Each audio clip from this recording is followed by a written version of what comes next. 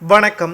சற்று முன் கிடைக்கப்பெற்ற ஒரு மிக மிக முக்கியமான செய்தி ஒன்று வெளியாகி உள்ளது. கொடநாடு வழக்கில் எடப்பாடி பழனிசாமியிடம் விசாரணையை நடத்த வேண்டும் என்று சென்னை உயர்நீதிமன்ற நீதிபதி ஆனந்த் வெங்கடேசன் அவர்கள் உத்தரவு பிறப்பித்திருந்த நிலையில், எடப்பாடி பழனிசாமியின் பண்ணை வீட்டில் மறைந்த முதல்வர் ஜெயலலிதா அவர்கள் பயன்படுத்தி வந்த தங்க ஆபரண நகைகள் இருப்பதாக ஓபிஎஸ் அவர்கள் திடீரென்று பகிரங்க பேட்டி ஒன்றை அளித்துள்ளார். உடனடியாக அமலாக்கத்துறை அதிகாரிகள், சிபிஐ துறை அதிகாரிகள் விசாரணையை நடத்த வேண்டும், அங்கு பறிமுதல் செய்ய வேண்டும் என்றும் ஓபிஎஸ் அவர்கள் பகிரங்க பேட்டி அளித்திருப்பதால் பரபரப்பு ஏற்பட்டுள்ளது. முதலில் கொடநாடு வழக்கு என்பது நீண்ட காலமாக விசாரணை நடத்தப்பட்டு வருகிறது. ஆரம்ப காலகட்டத்தில் தமிழக காவல்துறையினர் விசாரணை நடத்தினார்கள். அப்பொழுது ஆட்சியில் இருந்தது அதிமுக, முதல்வராக இருந்தது எடப்பாடி பழனிசாமி அவர்கள். ஆனால் அவரது பதவிக்காலம் முடியும் வரை இதற்கான எந்த ஒரு குற்றவாளியும் கைதாகவில்லை.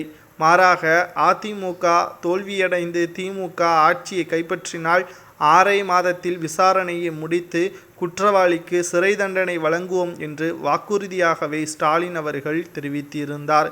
ஆனால் திமுக ஆட்சி அமைத்து 3 ஆண்டுகள் முடிவடையக்கூடிய நிலையிலும் இன்று வரை குற்றவாளிகள் யார் என்பதும் தெரியவில்லை.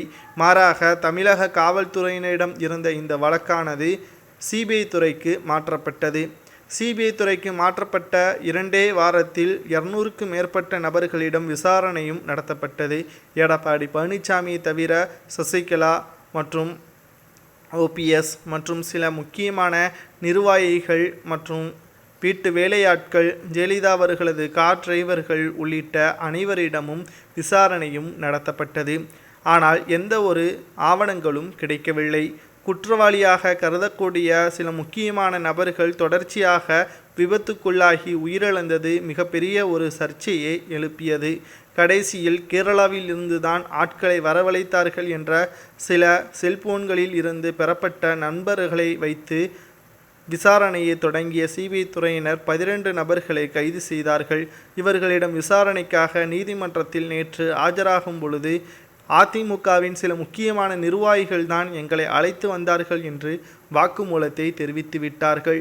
இதன் மூலமாகத்தான் எடப்பாடியும் விசாரணையை ஏற்றுக்கொள்ள வேண்டும், அவரிடமும் விசாரணையை தொடங்க வேண்டும் என்று நீதிமன்றம் கூறியுள்ளது.